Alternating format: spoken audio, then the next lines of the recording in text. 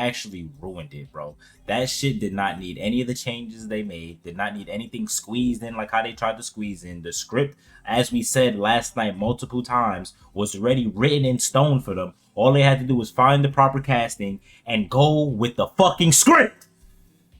Where do I even fucking begin? Where do I even fucking begin? So I just finished watching the Avatar live action remake about 2 days ago now, and to say the least, we got screwed again.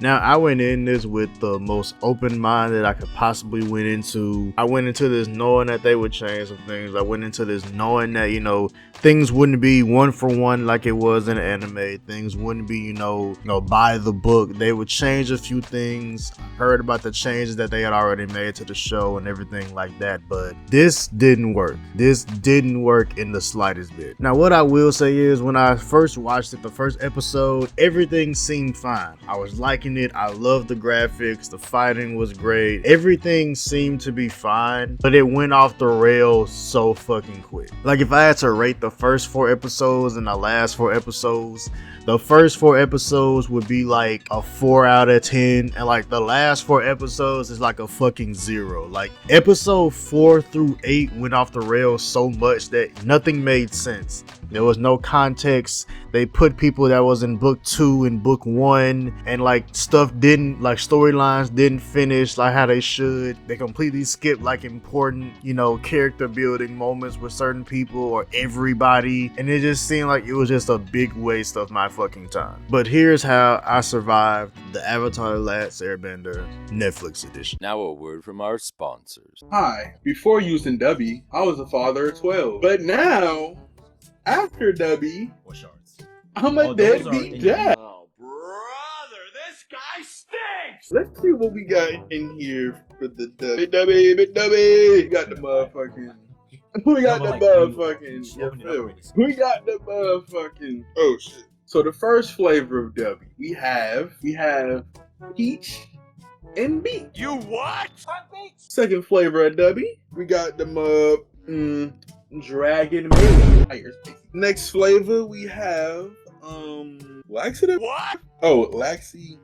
Laxy grenade. Next flavor, we have this is a 0 sugar powder pack.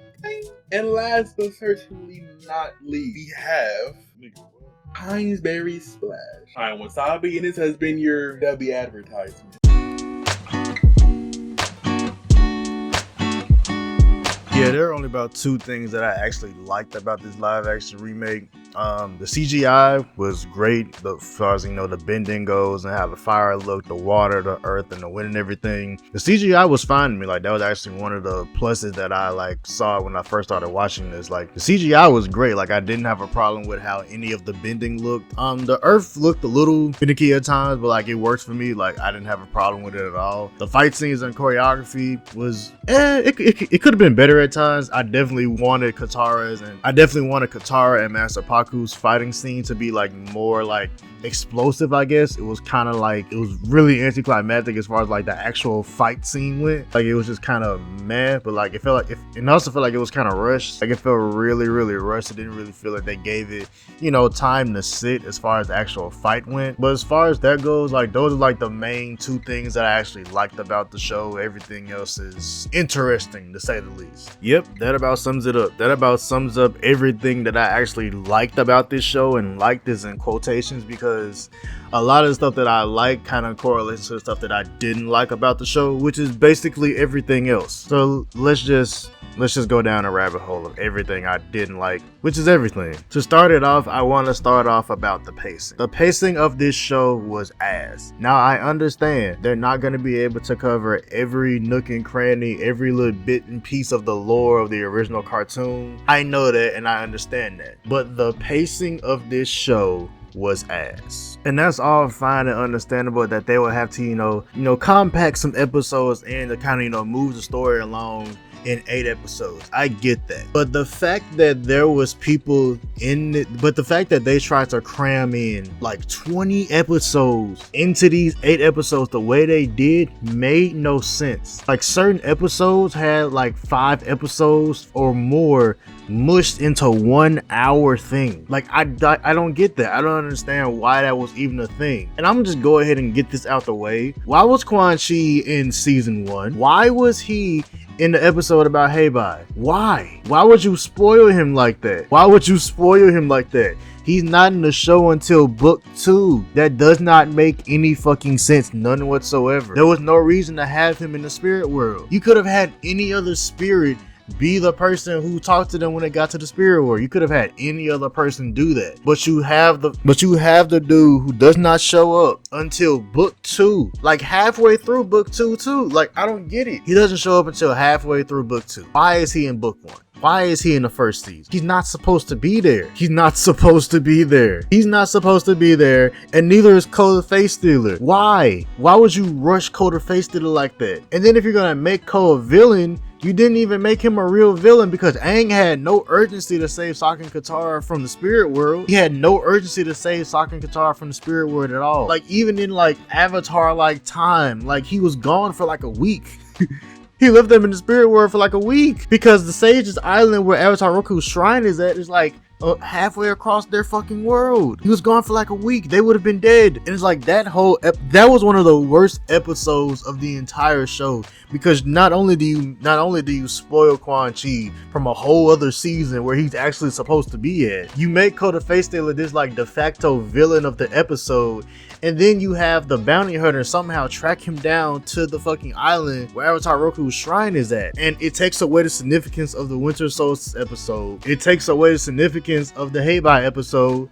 I understand that certain things are gonna be somewhat rushed in the show and they're not gonna go over every single thing. But there's so much character building and world building that was missed in these 8 episodes that they could have done a way better job at. They did not have to rush it this much. These first 8 episodes could have definitely been up to the Winter Solstice and it would have been a great 8 episodes. You did not have to rush the show this much. Like why is Jet and the engineer in the same episode? Why are they in the same episode? Like we just do Jet's entire story along with the engineer story in one episode? Like really? We do all of their stories just at once. Like that's not how you do that. You don't rush the storyline so quickly and just expect people to be able to fill in the gaps. That's not how that works. I get it, it's 8 episodes, but these could be a good, patient 8 episodes. It doesn't have to be rushed along like this. And this is one of my main problems with the show is that they take storylines that don't fit together at all and they just mush them into one episode. The Jet storyline did not work with the engineer storyline. Ko the Face Stealer and Quan Chi being in the Heibai episode did not work well. It didn't. Especially because he's from fucking book 2. He's from a completely different season. He's not even supposed to be mentioned in the first season. Now he's spoiled. Cause how are we gonna do the library episode now?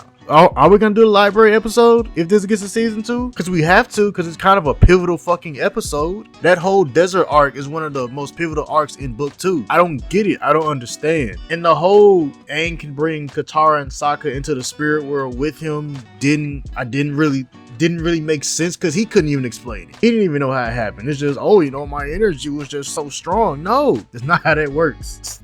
I'm not trying to ramble, but the pacing in the episodes that they decided to mush into one episode never worked. It did not work. The context was taken out of everything. The world building was taken out of everything. The character building and the character growth was completely just ripped away. None of these characters learned anything in these 8 episodes. Aang didn't learn anything about being the Avatar. He didn't learn anything about being an Avatar. He didn't learn anything about water bending. Sokka had no character growth because they took it out. Like Sokka's just kind of there. Like they just kind of put Sokka in. Like he's had no character growth. Katara has had no character growth. She's shown no growth. She just magically knows how to water bend better than Aang. Her whole arc in these first couple episodes was her trying to get good at water bending and her trying to learn how to, cope with everything. The world building is gone. The world building is completely gone. It's gone. Like they're just introducing something and then just completely moving on. And to go back to them not learning anything, Aang hasn't learned anything about being the Avatar. All the Avatars that have done is basically just yell at him and tell him that he has to make hard decisions. That's not how they taught him. That's not how Avatar Roku taught him. That's not how Kyoshi taught him. Even though they kind of got Kyoshi kind of accurate, that's not how they talked to him. Avatar Roku told him that yes, he would have to make great decisions. He would have to make hard decisions, and his friends might get in the way sometimes, but they never told him to get rid of his friends. The only person who probably would have told him that is Kyoshi, but even then, she wouldn't tell him that. If anything, Avatar Roku would tell Aang that he needs his friends, that his friends would help him along his journey. Avatar Roku wouldn't tell him to get rid of his friends. And shit, Avatar Roku was the main Avatar Aang went to seek guidance from because he felt like he had more of a connection to him since he was the last Avatar. Having Aang learn nothing in these 8 episodes and have him constantly say, I failed, means that he learned nothing. He made no progress. Even after he defeated the Fire Nation in the Water Tribe, after he went to the Avatar state and everything, he still said, I failed. You can see the look on his face. He looked like he failed. That's not, like, I don't like the way that they kind of like changed the tone of the show. Like, I can understand going for more of a darker tone and everything like that, but changing the tone while also making the characters not learn or grow from anything that's happened in the show, it doesn't matter how dark the tone is, it doesn't work. Because I don't mind that, you know, they're taking the show for more of a darker tone. I was surprised by the amount of violence that they showed in the show. I was surprised I saw blood and shit like that. I was really surprised about that. That was a welcome addition. But if none of the main characters are growing or learning from anything that they've experienced at all throughout these episodes and throughout the show, then none of that matters. It takes away from all of that. Aang and Katara have learned nothing. Aang has learned nothing about being the Avatar. He's learned nothing about the responsibilities that he has being the Avatar. He's learned nothing. He's learned nothing. He said it himself. He's learned nothing. None of his past lives have taught him anything of importance. They've told him nothing of importance. Only thing that they keep saying is that he's gonna have to make tough decisions. We already know he's gonna have to make tough decisions. Sokka has been stagnant the entire time. Sokka has had no character growth. Sokka has went nowhere. They've basically, like, you know, made him the leader type that he was in book 3. And Sokka isn't as goofy as he needs to be. Sokka's supposed to be way more goofy than this. Sokka's supposed to be cracking way more jokes, especially in book 1. He probably cracked like 5 jokes the entire season. Because we've already finished book 1. And they've learned nothing. Because if we're only getting 8 episodes per season, these characters are not going to grow enough in time to fight Ozai. All the character growth, all their training arcs are gonna be, you know, unimportant because we're just gonna be rushing everything. I'm worried for Zuko because Zuko was one of the only characters that had a tiny bit of growth throughout these 8 episodes, but it wasn't nearly as much as he experienced in season 1. It wasn't nearly enough, because that's the one thing about the Avatar The Last Airbender cartoon that makes it so great is the amount of character growth that they experienced through book 1, 2, and 3 is amazing. They're completely different characters by the end of each book. By the end of book 1, Aang knows what he has to do to be the Avatar, and he has to find a way to save the world his way. Because we know that he doesn't want to kill anybody. We know that he doesn't want to hurt people. That's a given. That's how he was raised. That's how the Air Nomads brought him up. That's a given. We know that. By the end of book 1, Katara has way more confidence about herself. She knows that it will take her more time and she has to be patient to learn waterbending and to master it. She knows that. By the end of book 1, Sokka actually learns that he's being a sexist piece of shit. He learns that, you know, he can't just judge people because, you know, they're kids or they're women. They go through stuff and they learn from it. They don't just go through things and not learn anything. Katara didn't learn anything from dealing with Jet. She didn't realize the consequences of trusting people blindly just because she's attracted to them. She doesn't learn anything from that. She didn't learn anything from the experience with Jet. It just flew by in 20 minutes. It just flew by. She didn't go through the experience of knowing that people can be fighting for the right side and also still be completely wrong. She didn't learn anything from that experience. She didn't learn from any of that. Hell, Sokka didn't grow from the Sokka didn't grow at all from the Kyoshi Island at all. He didn't. He got beat up one time, and they made out twice. That was it. That was his entire arc with Suki. That was it. And that's just one of my main criticisms is the pacing, because they went so quick and so fast with these 8 episodes. The world lost so much lore. Like, we lost so much lore within just the world itself that nothing that the characters went through really matters anymore. We lost so much world building because of how quick they're trying to get through this show. It's just like, no. I understand we're not gonna get all of the silly side quests they went on and stuff like that, but you cannot, I repeat, you cannot rush things so much that you miss important things from those side quests. Like the Cave of Two Lovers was important to Aang and Katara's like relationship. That's like the catalyst that starts their relationship with each other. You can't just skip over that. You cannot skip over that at all. You can't skip over things like that. I understand that, the goofy stuff you can leave out since you're going for more of a darker tone, but you cannot leave out important stuff from those goofy episodes because they learn from that. Even in some of the goofier episodes, they learn from that. They learn from those things and those experiences. And while I'm on the topic of characters, I might as well get this out the way. Azula is not it. Like, even just down to her fire not being blue when she fire bends to show that she's that much better than Zuko because her blue fire would be hotter than Zuko's, it's already bad. It's already bad. Them not doing that small detail is already just kind of rubbing me the wrong way. That's a very small detail that means a lot to Zuko and Azula's rivalry. That means a lot. And it's never spoken about in the show. They never make it a point in the show that her fire is blue. People know how good of a firebender you have to be to have blue flames because she's the only one who has blue flames in the entire show. That's how good of a bender she is. That's how technical and calculated she is. She's none of that in the show. Her brain scrambles a lot. She has more outbursts than yelling at people. She never did that in the show. Azula doesn't slip up in the cartoon. She's cold and calculated. She knows exactly what she's doing. We got none of that in the show. We got none of that. We never get to see her recruit May or Ty Lee. You never get to see how truly like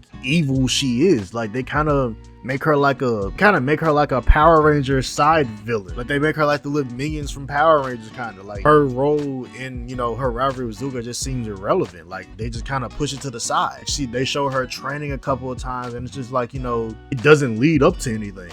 Like at all. The moment that I saw that her flames weren't blue, I knew that every other detail about her would be wrong. Next time on Power Rangers Time for... My name is